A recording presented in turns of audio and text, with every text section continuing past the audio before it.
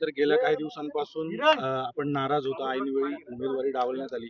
आज आता उमेदवारी अर्ज आपण भरलाय, काय एकंदरीत पुढची दिशा असणार आहे, आता वाटचाल असणार आहे? मी काही दिवसापूर्वी ते एक फॉर्म घेऊन ठेवले होते. तर फॉर्म घरी ठेवून ते काही वाळीत घालायचे का, त्याच्यामुळे ते फॉर्म भरले आणि आता मी अर्ज सबमिट केलाय.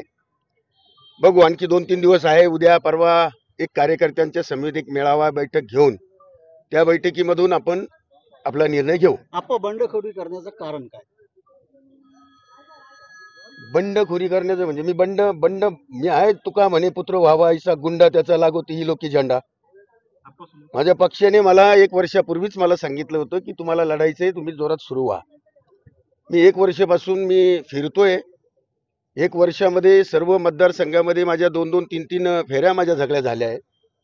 आणि हे सगळं झाल्यानंतर पक्षाने समजा उमेदवारी नाकारली तर नाकारण्याचं कारण मला कळायला पाहिजे होतं. आणि ते जर मला कळालं असतं तर अधिक बरं वाटलं असतं. म्हणूनसाठी मी आता फॉर्म भरलाय, बाकी पाहू. उद्धव ठाकरेंनी 2 वेळा वेळ दिली पण तुम्ही मातोश्रीवर गेले नाही असं बडगुजर म्हणाले. तुम्ही गेले नाही का, काय बोलवलं नाही, काय नेमकं परिस्थिती आहे? मला 2 नाही 3 वेळा वेळ दिली, परंतु 3ही वेळा मला बोलवलं. 2 दिवसांनी बोलवल्यानंतर मी मातोश्रीला 2 दिवसांनी माझी जायची तयारी झाली. आदल्या दिवशी रात्री मला सांगितलं गेलं की विजय उद्या नको, आणखी 2 दिवसांनी सांगतो. त्या दरम्यान खालून इकडच्या काही लोकांनी सांगितलं होतं की प्रचंड मॉब आपला मुंबईमध्ये येईल आणि गडबड होईल. अशा 2-3 वेळा असं सांगितलं गेलं आणि 3ही वेळा मला मातोश्रीने बोलवून सुद्धा या खालच्या लोकांनी सांगितल्यामुळे मला 3ही वेळा परवा बोलवतो, 4 दिवसांनी बोलवतो असं सांगितलं गेलं. मात्र हे बडगुजर जे सांगतात ते नंतर माझे काही त्या मातोश्रीची माझे काही म्हणजे फोन झाले नाही. त्याच्यानंतर मला वरुणजी सरदेसाई जे युवा सेनेचं काम बघतात, वरुणजींचा फोन झाला होता. मी वरुणजींना माझी खंत व्यक्त केली आहे. त्याच्यानंतर बघूया. पण आता उमेदवारी अर्ज भरलाय, अपक्ष म्हणून का होईना निवडणूक लढवणारच का आता? मी सांगितलं ना की 2 दिवसांनी मी माझ्या कार्यकर्त्यांसमेत जे काही माझे कार्यकर्ते माझ्या समवेत राहिलेत, बरेच पदाधिकारी आहे, महानगरपालिकेतले नगरसेवक आहे, जिल्हा परिषदेचे बरेच सदस्य आहेत, पंचायत समितीचे सदस्य आहेत आणि बऱ्याच नगरपालिकांचे नगरसेवक पण आहेत आणि मोठ्या प्रमाणामध्ये शिवसेनेचे काही मुख्य पदाधिकारी पण आहे. शेवटी असं आहे की आपण ज्या वेळेला एखादा पक्ष आणि त्या पक्षाचा झेंडा घेऊन त्या पक्षाचं काम करत असतो, त्यावेळेला त्या प्रत्येक पदाधिकाऱ्याच्या, त्या प्रत्येक कार्यकर्त्याच्या एखाद्या नेत्याकडून काही ना काही अपेक्षा असतात आणि त्या अपेक्षा त्यांच्या परिपूर्ण करण्यासाठी तो नेता झटला पाहिजे.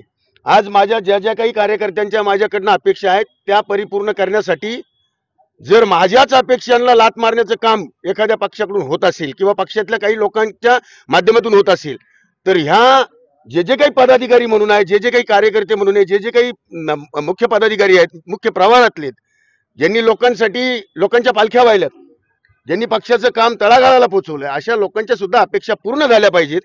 आणि त्याचे चित्र आज या ठिकाणी स्पष्ट होताना दिसत नसल्याने ते सुद्धा पदाधिकारी स्थिर आहेत, स्तब्ध आहेत आणि ते सगळे बरोबर आहेत. आम्ही 2 दिवसामध्ये एक आमचा सगळ्यांचा एक मेळावा घेऊन त्या मेळाव्यामध्ये निश्चितपणे आमची दिशा आम्ही निश्चित करू. मागच्या वर्षी एकनाथ शिंदे ज्यावेळेस शिवसेनेतून बाहेर पडले त्यावेळेस देखील सर्वच नेत्यांनी ही खंत व्यक्त केलेली होती.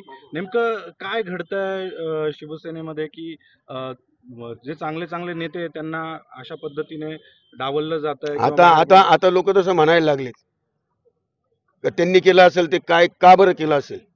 आता मला विचारण्यापेक्षा लोकांमधून त्यांच्या खंत व्यक्त होत आहेत.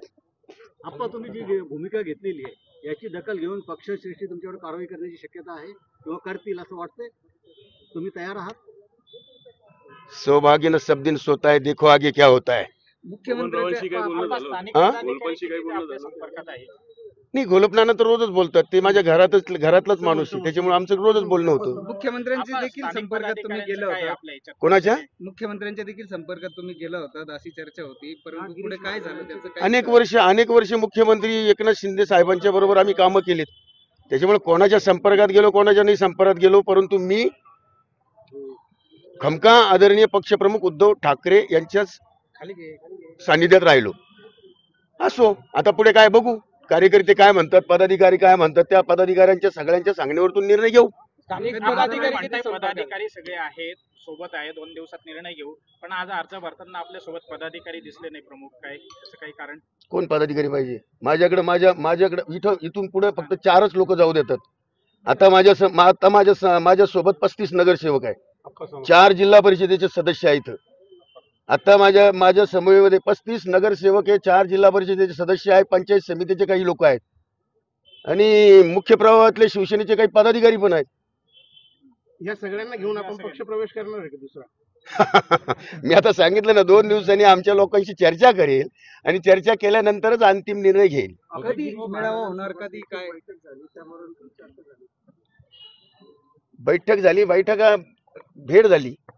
भेट झाली तर म्हणजे अनावधानाने भेट झाल्यानंतर चर्चा तर होतच असतात, त्याला तर राजकारण म्हणतात.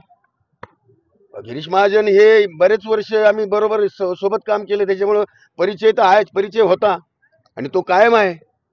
भेट झाली, भेटीमध्ये चर्चा होतात प्रत्येक. अनेक लोकांनी बोलवलं होतं. ओके, आता ठीक आहे. तुमचा मेळावा कधी होणार आणि काय तारीख? मी आता सांगितलं ना, आता 2 दिवसांनी मेळावा घेतो ना. ठीक आहे.